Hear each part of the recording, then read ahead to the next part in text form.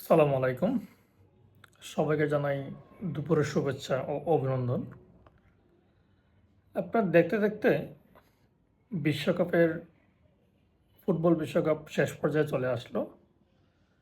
আজকে last semifinal ছিল England এবং আর্জেন্টিনার ম্যাচ।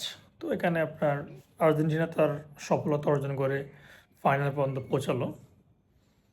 তো 20 তারিখে মোটামুটি আমাদের ওয়ার্ল্ড অফ বিশ্বকাপ মিশন সাকসেসফুল হবে। হয়তো এখান থেকে আপনার আর্জেন্টিনা বা স্পেন কাপ নিয়ে নেবে। এটা ওদের যে সেরাটা খেলবে সে নেবে। কিন্তু আপনারা একটা জিনিস চিন্তা করে দেখেন, এই বিশ্বকাপ উপলক্ষে আমরা তর্ক বিতর্ক জড়াইয়া আমাদের কতগুলো প্রিয় মানুষকে আমরা হারাইলাম। কেমন হারালাম বলতে যে সে মারা গেছে বা ফিরে আসবেন এটা নয়, তাদের সাথে জাস্ট আমরা খেলাটাকে বিনোদন হিসেবে না নিয়ে তাদের সাথে আমরা কত ধরনের কটু কথা বললাম। অথচ দুইটা দেশ আমাদের থেকে প্রায় 17 থেকে 20,000 কিলোমিটার দূরত্ব দেশ, খ্রিস্টান দেশ, ইহুদি দেশ। এখন আমরা সবাই ফুটবল ভালোবাসি, প্রিয় দল থাকবে, প্রিয় প্লেয়ার থাকবে, এটি স্বাভাবিক। কিন্তু এই সব ভালোবাসা এবং সব ভালো থাকার মধ্যেও আমরা আমাদের বন্ধু বান্ধব আত্মীয় স্বজন সবার থেকে একটা দূরত্ব তৈরি করে নিলাম শুধুমাত্র ফুটবল নিয়ে লড়াই করে। আমরা একটা বড় চিন্তা করি নাই যে ফুটবলটা শুধু বিনোদনের জন্য, ওইটার জন্য এটা এই ফুটবল দিয়ে আমাদের আত্মীয় স্বজন বা আমাদের বন্ধু বান্ধবের সাথে সম্পর্ক নষ্ট করার জন্য না। ফেসবুকে ঢুকলেই ব্রাজিল সমর্থকদের কোচে দেওয়া পোস্ট, ঠিক তেমনই আর্জেন্টিনা সমর্থকদেরও কোচে দেওয়া পোস্ট চোখে পড়ে। আর্জেন্টিনা জিতলে বলা হয় চুরি করছে, আর অন্য সব দলের সাথে যা হয় সব হয় লিগেল। এটা আমাদের মাথায় সেট হয়ে গেছে। আবার দেখা যাচ্ছে আমরা অনেকে সিজনেবল ফুটবল প্রেমী। তো আমরা সিজনেবল ফুটবল থেকে আমরা হয়ে যাই ফুটবল প্রেমিক হয়ে যাই এবং হয়ে যাচ্ছে আপনার ফুটবল বিশেষজ্ঞ।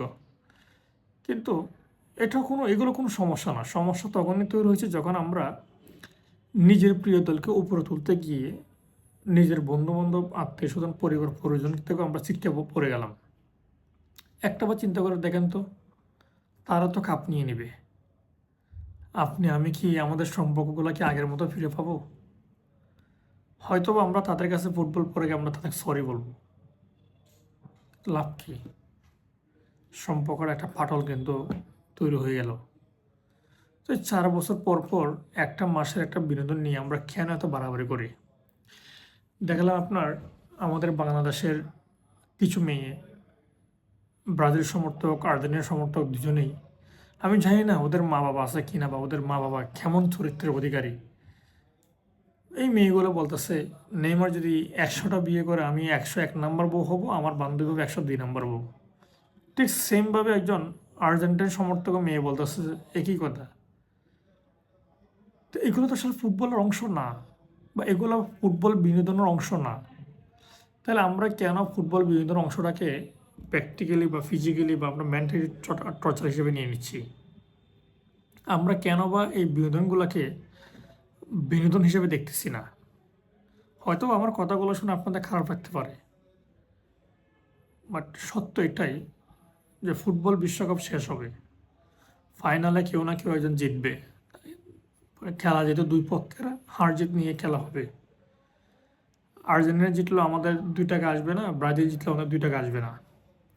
হ্যাঁ, হয়তো আমাদের পছন্দের দল আমাদের একটু ভালো লাগবে, একটু আনন্দ পাবো, এটাই। তাই আমি বলবো সামনে ফাইনাল ম্যাচ, এর মধ্যে আমাদের থেকে যাদের সম্পর্ক বিচ্ছিন্ন হয়ে গেলো বা যাদের সাথে আমাদের দূরত্ব তৈরি হলো তাদের কাছে আপনারা যান, সবার কাছে সরি বলেন, তাদেরকে আগলে নেন। কারণ ফুটবলের জন্য নিজেদের সম্পর্ক নষ্ট করবেন না। আর আমিও অনেক পোস্ট করছি, তবে আমি কাউকে সহজে আঘাত করে কোনো পোস্ট করি নাই। আমি বিনোদন হিসেবে এটাকে ফান হিসেবে অনেক জোস করছি, যেটা আমার কোনো পোস্টে আপনারা কষ্ট পেয়ে থাকেন, আমাকে মাফ করবেন।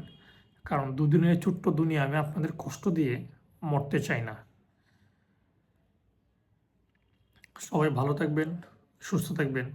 আর একটা অনুরোধ করব, আমি কন্টেন্ট ক্রিয়েটর জগতের নতুন মানুষ, আমার কন্টেন্টের প্রতি কোনো অভিজ্ঞতা নাই।